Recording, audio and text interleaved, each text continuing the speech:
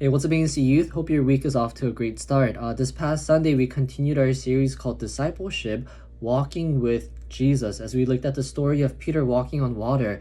And what we saw was that in walking with Jesus, one of the key things that we need is faith. And when we think about faith, we see that faith is not cultivated in a bubble of safety, but rather in an environment like a storm.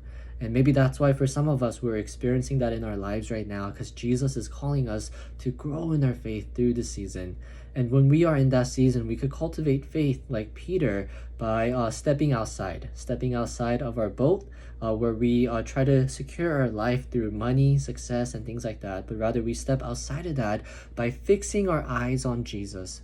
And when we sink, instead of making calling out to Jesus our last resort, to make that our first priority. The first thing that we do when we sink, because we do sink in life, we all fail, we all fall short, is instead of depending on ourselves, instead of clinging on to our abilities, we cry out, save me, save me. And when we do, Jesus is faithful in reaching out and grabbing our hands and rescuing us.